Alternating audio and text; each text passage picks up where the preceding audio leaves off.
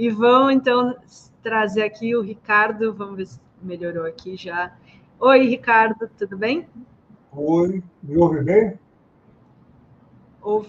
Dá para... Deixa eu... Se puder falar um pouquinho mais perto do microfone, talvez ajude. Ok. Tá melhorando. Ricardo, a gente melhorou.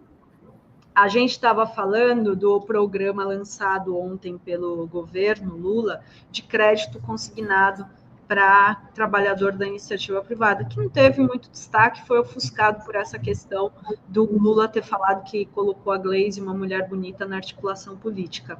Queria que você comentasse esse programa, porque para muita gente, mas é consignado, vai endividar as pessoas, mas para muita gente é ali um alívio na hora que está precisando de uma emergência, poder ter um programa assim, né? Sim, as pessoas já estão endividadas. Não é que vai endividar. As pessoas estão endividadas pagando um juro mais alto, porque o consignado para o setor privado, para a CLT, ele exigia algum nível de convênio com o sindicato e com a empresa. E o que houve foi a simplificação, permitindo que se faça direto no programa e-social do GovBR, que o banco pode consultar diretamente a margem consignável, se aquele cidadão tem possibilidade de se endividar. E um detalhe muito importante é que ele vai começar por aquelas pessoas que podem trocar sua dívida. Ou seja, a pessoa tem uma dívida pagando 4% ao mês, 3,5%, pode cair, por exemplo, para 2,5%. Isso reduz não apenas o tamanho da dívida, mas o tamanho da parcela. Então, é um programa muito positivo. Óbvio, não vai fazer nenhum milagre, porque nessa área o único milagre possível seria uma reforma do sistema financeiro brasileiro, que é uma vergonha mundial, é o pior sistema financeiro do mundo, inclusive os bancos estatais, que não fogem à regra. Mas isso é uma questão que exigiria uma outra conjuntura política que não a atual. Portanto, parabéns ao governo, parabéns ao ministro Marinho, que se esforçou muito, apesar da má vontade da Fazenda, ele se esforçou muito para que esse programa saísse, ainda que não da maneira ideal. Mas é um avanço considerável. Quer dizer que tinha má vontade na Fazenda, Ricardo? A Fazenda não gosta muito dessas coisas, acha que mais crédito vai pressionar a inflação. E não é verdade, as pessoas estão... O cidadão comum brasileiro, infelizmente, não é de agora do governo Lula, vem do governo Bolsonaro, do governo Temer, uma parte ainda do governo Dilma, as pessoas ganham pouco. Aí, quando o filho fica doente, bate o carro, tem uma chuva como a de ontem em São Paulo, estraga alguma coisa na casa, a pessoa não tem reserva nenhuma. Então, ela tem que pegar dinheiro no banco, ou na financeira, ou com a agiota. Então, tudo que o governo puder fazer para baixar a taxa de juros é importante. Ricardo, queria pegar aqui a questão do dia, que uma nota que saiu na Mônica Bergamo, de que o Bolsonaro já poderia ter os votos para aprovar a anistia para os golpistas de 8 de janeiro. Está faltando só os republicanos para passar dos 256 votos lá, que é a maioria simples. Você que foi congressista há muito tempo, o que você acha que o governo poderia fazer para impedir que isso acontecesse na atual conjuntura, onde o governo não detém mais o orçamento para poder fazer a distribuição de emendas? As emendas já estão distribuídas por antecipação. Eu tenho uma posição muito, digamos, peculiar nessa questão, que o governo não deve se meter nisso. Quem deve se meter nisso é o Ministério Público, a PGR, e o Supremo. E a sociedade como um todo. Porque a anistia significa, na verdade, legalizar o vandalismo golpista. Que não foi só vandalismo e não foi só golpe. Foi o vandalismo golpista, ou seja, entraram na sede dos três poderes, destruíram o patrimônio público, não importa se o cidadão estava lá mais avisado ou menos avisado, ele tem que saber que não é legal, não é correto você depredar, inclusive, obras de arte que pertencem à União, seja no Supremo, no Congresso ou no Palácio do Planalto. Então, eu creio que seria um péssimo sinal, a sociedade tem que se manifestar, porque esses parlamentares que podem eventualmente votar a favor, eles estão acreditando na tese do esquecimento da complacência, ou seja, o esquecimento de que já passou 2 anos daquilo, e a complacência que assim, esse pessoal já foi punido, já foi preso, alguns já estão lá há 2 anos. Então, eu creio que o governo não deveria gastar nenhum centavo de capital político. Claro que o PT, o PCdoB, o PSOL e os dos partidos de centro, que não concordam também. É bom lembrar que nós temos ministros de partidos de centro do nosso governo, do MDB, do União Brasil, e que tem que ser instados não pelo governo, mas instados por seus partidos para disputar essa votação. O Ricardo, a gente tem falado muito sobre a questão dos alimentos, né? Que inclusive era mudando de assunto aqui, que é inclusive um dos motivos apontados nas últimas pesquisas pela baixa de popularidade do governo Lula. E foram anunciadas várias medidas, entre elas a zerar o imposto de importação, e agora os estados, né, os governadores estão sendo também cobrados a diminuir o imposto ICMS. Queria saber qual a efetividade dessas medidas e o que você acha que vai acontecer, a gente vai ter uma redução, se isso vai se reverter e pode colaborar para um melhor cenário aí político para o governo. Bom, primeiro, existe uma campanha da mídia para convencer o povo brasileiro de que há uma hiperinflação de alimentos, o que não é verdade. O café subiu muito e é mundial o problema. O azeite de oliva, que nem todo brasileiro consome em função do preço, também subiu muito. A carne bovina subiu também bastante. Os demais alimentos não estão subindo. O arroz e o feijão caíram de preço. São dados das instituições que pesquisam, não apenas o IBGE, mas o DIEESE e outros. A cesta básica, se você pegar o dado do site do DIEESE, a cesta básica não subiu muito acima da inflação nos últimos 24 meses.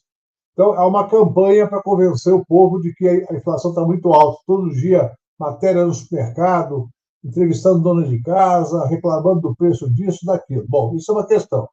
A outra questão é a seguinte, em relação aos itens que de fato subiram, milho, azeite, café, a medida está correta, mas ela é limitada. Por quê? Porque não há disponibilidade no mercado internacional de grandes quantidades. Café, por exemplo, são poucos produtores do mundo, é Brasil, Colômbia, Vietnã, Laos, Indonésia, até a China produz café, só que ela produz menos de 10% do que consome. Então, não há essa disponibilidade. Pode entrar alguma coisa com menor alíquota de importação? Pode. Mas para um país de 210 milhões de habitantes, o impacto tende a ser pequeno. Eu estou apostando mais numa estabilização dos preços dos produtos que subiram além da inflação e, quem sabe, no segundo semestre, uma queda. Não creio que haverá... O governo não tem instrumentos potentes para interferir nisso. Um que teria, que seria a limitação da exportação, o governo teme não conseguir fazer, se fizer por decreto, por exemplo, poder tomar um PDL, um projeto de decreto legislativo, na Câmara e no Senado, e seja derrotado por isso. Vários países fazem isso, limitam, não pode exportar mais do que 40% da produção. Mas o Brasil, infelizmente, não tem essa regra hoje e dificilmente teria aprovado no Congresso. E se fizer um decreto administrativo, pode perder depois com a força da bancada ruralista do Congresso.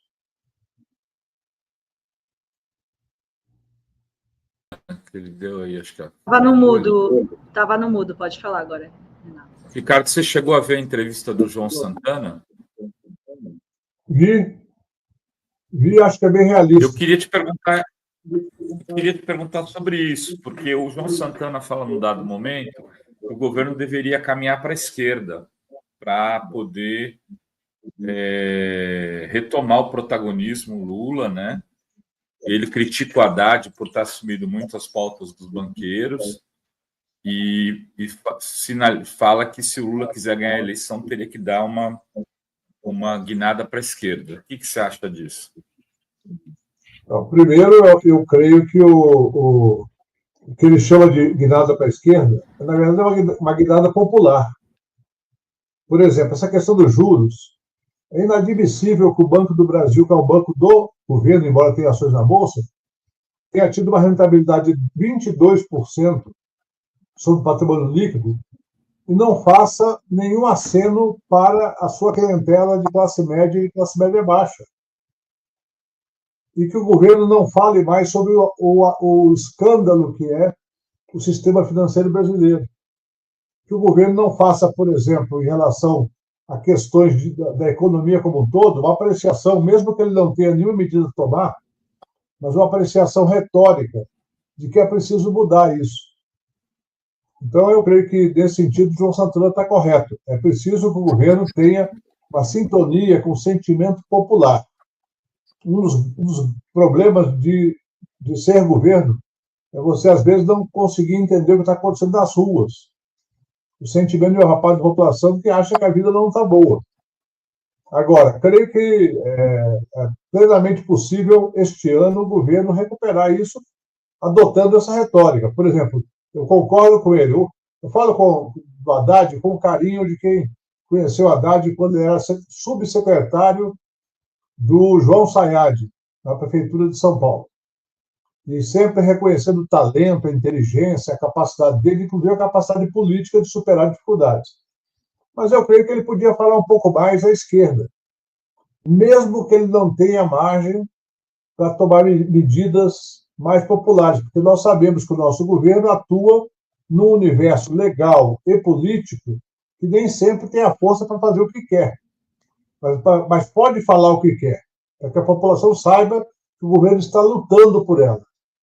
E não apenas referendando, por exemplo, a Febraban, ou o Itaú, ou o próprio ministro comparecendo numa atividade do BTG, que todos sabemos que é um banco de rapina, todos sabemos que o BTG é uma coisa ruim para o Brasil hoje, a XP é uma coisa ruim para o Brasil, vende a ilusão de que as pessoas vão enriquecer comprando ações, e quem enriquece comprando ação é bilionário, não o cidadão de classe média. Então, é esse o problema que eu vejo, que eu acho que o João Santana tem razão nessa apreciação.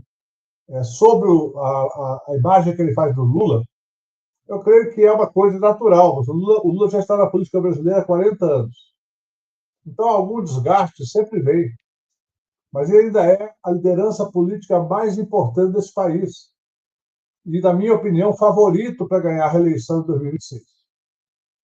Favorito pleno, não é que é meio favorito, é plenamente favorito se o governo e o próprio Lula conseguirem transmitir à população a luta que ele está fazendo em defesa do povo brasileiro.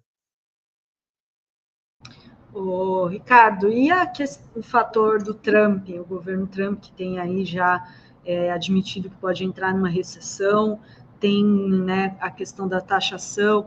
Qual você acha que vai ser a influência para o Brasil? Isso pode gerar aí uma crise global e, inclusive, afetar o governo brasileiro?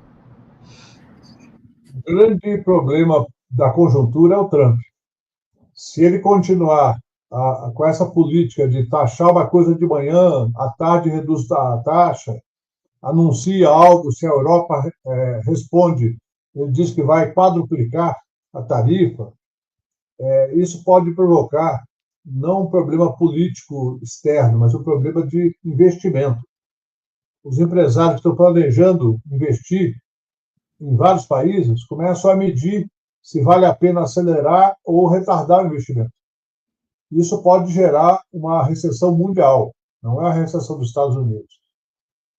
Espero que a China, certamente está, a China, a Rússia e o próprio Brasil, pensando em alternativas para manter o nível de comércio internacional. Então, o Brasil, essa questão do aço, ele perde uma margem importante de exportação. Nós somos o segundo maior exportador de aço para os Estados Unidos.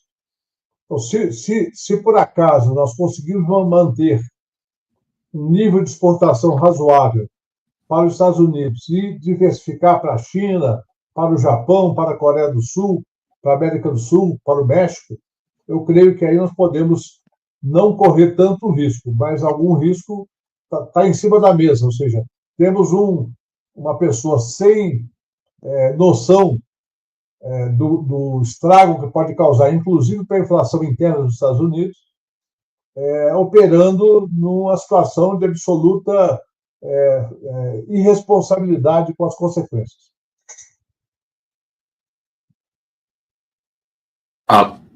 Dri, para mim está falhando aqui um pouco, não sei se está falhando para você também. Para mim não, está normal. Deixa eu só trazer aqui o comentário do Júlio Nunes, ele diz, esses direitistas, PIG, mídias nojentas e correlatos querem que pobres têm que morrer de fome e endividados. Lula ainda está aqui, Piauí presente. É isso, né, Ricardo? Continua o mesmo cenário de sempre, né? O cenário da história do mundo, né? Ou seja, a gente olhar, eu costumo dizer o seguinte, se você olhar, retroagir 1000 anos antes de Cristo, tinha uma elite, antes do capitalismo, uma elite que despreza os pobres e que quer acumular riqueza. Isso está em vários textos pré-bíblicos, isso está na Bíblia também. Aí depois, quando você vai para a história do mundo pós-cristianismo, você tem todo um processo de exploração, de servidão, de escravização. E hoje no Brasil nós temos uma realidade que o Brasil, infelizmente, é um dos 10 países mais desiguais do mundo. E tem uma elite muito rica, bilionária, que circula nos circuitos internacionais, banqueiros, mineradores, latifundiários, todo o pessoal da especulação financeira. Temos a classe média que se vira e uma imensa maioria de muito pobres, pessoas que todos os dias lutam para poder comer. E, evidentemente, para mudar isso, não basta o governo. Eu sempre digo o seguinte, se o PT e os seus aliados não se prepararem para 2026 para ampliar a sua representação no Congresso, o Lula pode até se reeleger, mas continuará com uma vida muito difícil. Ou seja, nosso problema é eleger deputados federais e senadores. A eleição do Lula, na minha opinião, ela é viável. Claro, precisa de mobilização, vigilância, atuação, mas nós não temos hoje, no quadro atual, no meu entendimento, um planejamento adequado para eleger deputados e senadores para 2026. Isso não era só no PT, não. PT, PCdoB, PSOL, PSB e PDT. Na minha opinião, pelo que eu tenho conversado e avaliado de informações, estão todos tocando como se fosse jogar um jogo da segunda divisão. Não, o jogo é de Copa do Mundo. E a direita está muito bem preparada para eleger mais deputados e mais senadores. Não, eles estão super, principalmente o Senado, né? A entrevista lá do Bolsonaro para o Léo Dias, ele já falava em cada estado quem vai ser. Isso. Então, já dividi. Assim, eu não vejo isso no nosso campo, né? No nosso campo está muito lento e não discutido como vai ser a infraestrutura para fazer essa campanha. Olha só, no estado de São Paulo, nós temos a menor bancada do PT desde 1990. Nós elegemos apenas 4 prefeitos nessa eleição passada. Perdemos Araraquara e Diadema. Então não tem um cenário bom. Eu não vejo um cenário positivo. E eu vejo o pessoal comemorando 3 milhões de filiados, quando a gente sabe que essas filiações são só para disputa política interna. Não é filiação para fazer formação política, para melhorar a comunicação. É uma filiação de gabinetes, que, infelizmente, compromete o futuro do PT. Muito bem. Dri, mais alguma coisa para o Ricardo? Não, é isso. Tem o PIB, né? Que a gente, né? O Brasil teve um crescimento muito alto, assim, comparado com outros países, e até surpreendendo, queria a opinião do Ricardo, a expectativa aí para 2025, estão falando que vai ser bem mais baixo, né? Do que 3,4. 2025 vai depender muito do Trump. O resultado foi muito bom. Eu me lembro que eu dei uma entrevista lá fora para o Miguel do Rosário, por volta de junho ou julho, e na época ninguém previa o PIB acima de 3%, a não ser o Lula. E eu disse, não tem como não crescer pelo menos 3%. Por quê? Porque havia dados já indicando crescimento da indústria, crescimento do comércio, dos serviços, mesmo com a retração do PIB agrícola. Esse ano, o PIB agrícola não terá retração, terá um crescimento, a avaliação que se faz de 3% a 4% do PIB agrícola. Se a indústria não retroceder muito, que aí depende muito do cenário internacional, os serviços e o comércio mantiverem, dá para crescer mais de 3% esse ano também.